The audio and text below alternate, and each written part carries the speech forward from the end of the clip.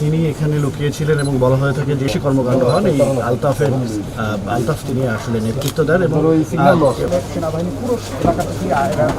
সদস্যরা পুরো এলাকাটি এখন ঘিরে রেখেছেন। আরও যারা এই এলাকার কিছু সন্ত্রাসী এবং আলতাফ 5 আগস্ট করে আইন শৃঙ্খলা বাহিনীর পক্ষ থেকে জানানো হয়েছে যে আলতাফ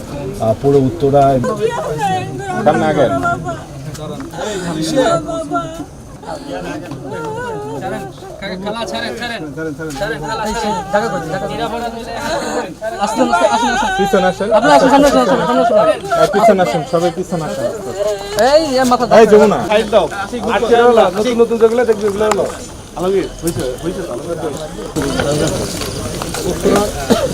সামনে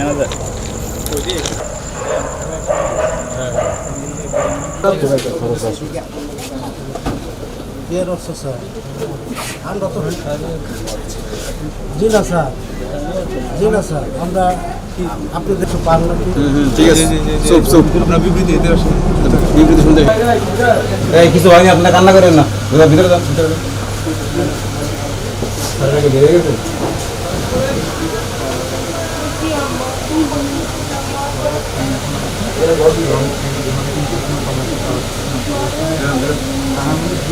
যান থাকবে এই অভিযানে সহ যে এই এলাকায় হোম সহ মাদক ব্যবসা এই উত্তরা 8 নম্বর সেক্টরের এই বস্তিটিকে কিন্তু স্থানীয়দের কাছে বাইরে বস্তি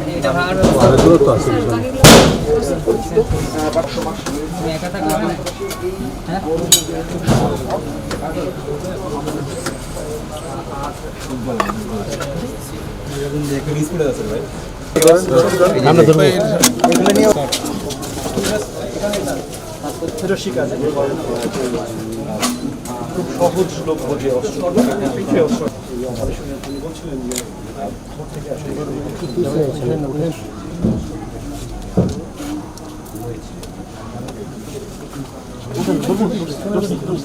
আপনারা সবাই জানেন এখানে যৌথ বাহিনীর একটি অভিযান পরিচালনা হচ্ছে, যেখানে বাংলাদেশ সেনাবাহিনীর একটি বড় টিম, সাথে র্যাব এবং পুলিশের টিম, সাথে র্যাবের ডগ স্কোয়াড একটি সম্মিলিত অপারেশন পরিচালনা করছি আমরা। আমাদের একটি সুনির্দিষ্ট তথ্যের ভিত্তিতে এখানে ঠোঁটকাটা আলতাফ, যে আলতাফ নামে পরিচিত এই এলাকাতে, সে আজ প্রায়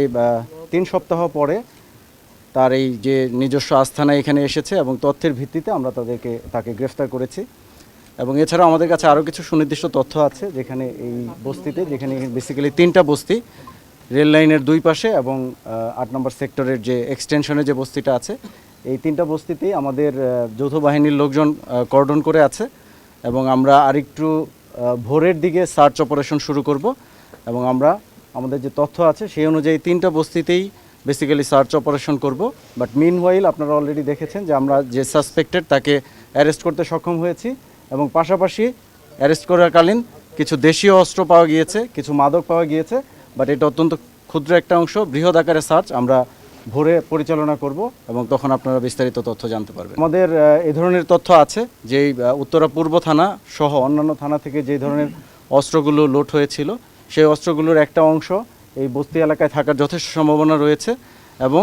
এছাড়াও আমরা যাকে আজকে অ্যারেস্ট করেছি তার বিরুদ্ধে 10টি মামলা রয়েছে, যেখানে অস্ত্র, মাদক এবং অন্যান্য মামলাগুলো আমরা দেখতে পেয়েছি, আমাদের কাছে কাগজপত্র আছে। বাকি 2 জন সন্দেহজনক তার সাথে আছে এবং সাইফুল এবং আলী, যারা হচ্ছে তার